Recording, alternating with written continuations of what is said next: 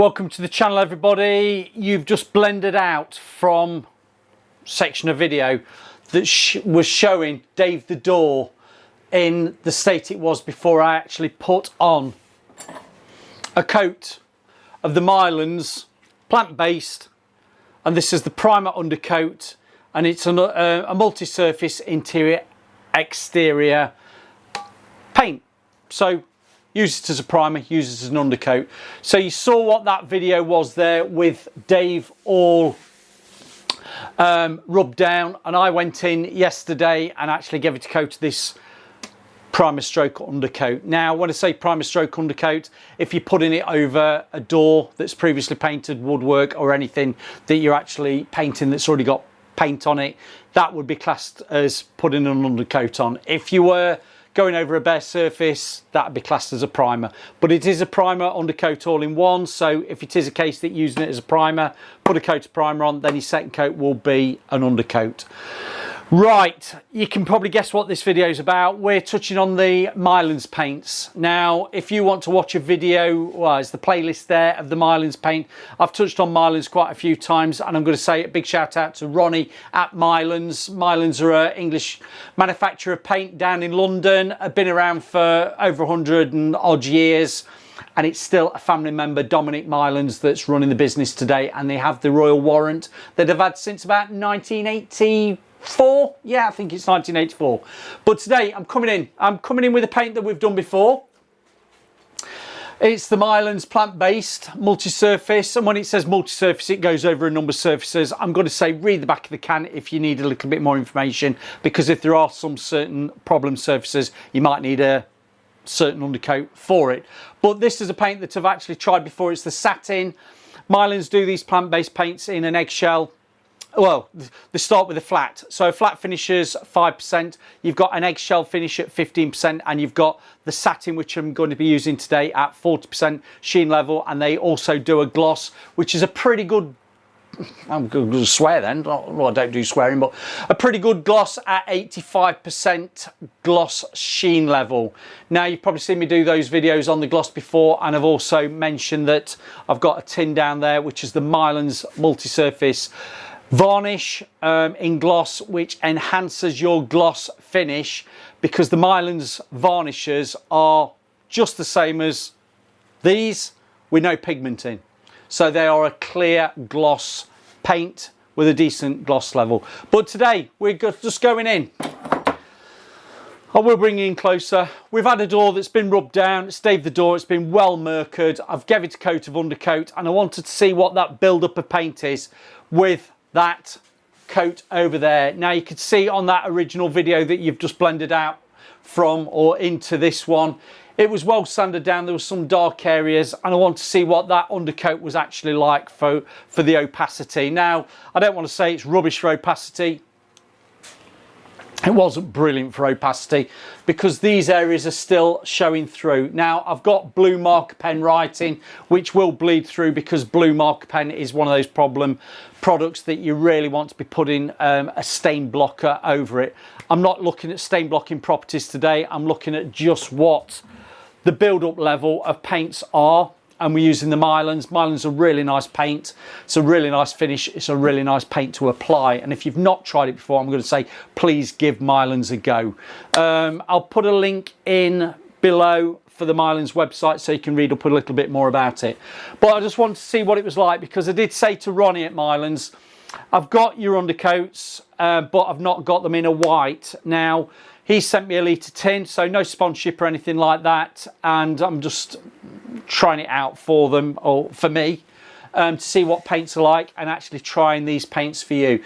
So as a door goes, there's a lot of people would just go straight on with that satin of the Mylands, which really, yeah, you may get away with it, but to do it properly, you really want to be putting the primer undercoat on first, even though it's been a previously painted door. Primer undercoat first, that gives you a sound base for actually putting your top coats on, and you'll need 2 coats of this, fingers crossed. If you've got dark contrasting changes of colours, I would probably advise you to really do 2 coats of undercoat to try and get that build up on the opacity, then go with 2 of that. that's probably a better way than actually going in with 3 coats of the top coat. Saying that, I'm trying these cold for you. I'm trying them as I'm here, so we will discuss as and when. But let's just talk about that undercoat. I made a couple of notes when I was applying it yesterday. When it was in the tin, it was quite thick to stir up, wind up. I used a proper mixing stick. Don't use canes, don't use something round. Use a proper mixing stick, because you can get to the corners, you can get on the sides, pushing it down, and you can actually wind it up quite nicely. And you'll get that pigment off the bottom of the tin can and get that moving around. It was quite thick in the tin, but it was easy to apply. So what I would say is, don't be going in putting anything to it to think, oh, it feels thick in the tin. Try your paint before you start thinning anything. That's my top tip Tuesday for you, because you'll probably find that a lot of paints feel thick, but actually when you put it on, you can actually handle it all right and quite well. So that's all gone on. I was hoping that I'd get a little bit better opacity, but we'll see what it's like. It is a white primer stroke undercoat, and I am going in with a pure white of the Mylands Satin. And again, I'll tell you, that is a 40% sheen level. Painting it, you know how to paint a door by now. If you do want to watch how to paint a door, there's a video there. I'm not going to subject you to that. I just want to see what these finishes are like once they're actually all dry. So I'm going to be painting this door. I know that the marker pen will bleed through. That's something you'd address before you actually put the primer coat on, stroke undercoat. But it will be interesting to see what the opacity covering is on that blue. It will be staining through, because it is a product that will stain. So I've got the brush. It's the Knorr Heritage brush, very nice brush with a very nice bristle. And again, I have used this paint before. I've done videos on it. I know how good it is. It applies really nicely. The drying times, look at your 2 to 3 hours, come back 4 to 6 hours. I'm going to say err on the side of caution. Recently I've been trying paints out that have been drying a couple of hours, and they've actually been a little bit still soft to get your next coat on. But I will be coming on later this afternoon to actually get another coat on, and there is some heating in my studio. So let's just get this door panel done. Let's see how we're going on. I'm just putting it on. It does apply really easy. I'm crow's nesting it, doing a little bit of a section in the top corner. I'll bring it down. It won't go off on you too quickly. We've not got sun on it. It lays on nicely. I've crow's nested it. I'm horizontal laying off, wiping the brush down. And I'm just going to go in with the tips of the bristles just to lay off top to bottom. And that's what I'm doing, laying off top to bottom and coming back in, and then just gently with the tips of the bristles just go around that moulding, and then wipe off any excess paint again on your kettle, and just go with the side of the brush just to knock any fatty edges that might have just crept onto that face. But can you see that? That's wet. It looks glossy. It will go down to a satin finish, that 40%. I'm now doing this other half, and I have to say it is a paint that applies very easily.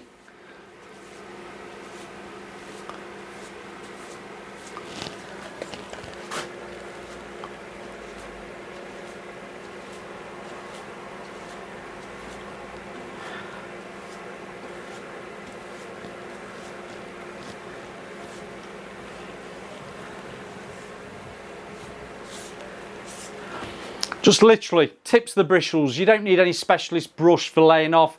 Tips the bristles, wipe it down. If you've got a nice brush like this, a soft bristle will lay off nicely. Now I'm going to say this is in a wet state. We need to see it drying. The blue of the marker pen is going to show through. It is going to bleed. So let's not look at that. Nobody be critical about that. We know it will. What I want to see is how it actually reacts, how it actually performs over these darker areas. Some of these areas are a previously white door that I've actually rubbed through, and we've got darker colours coming through.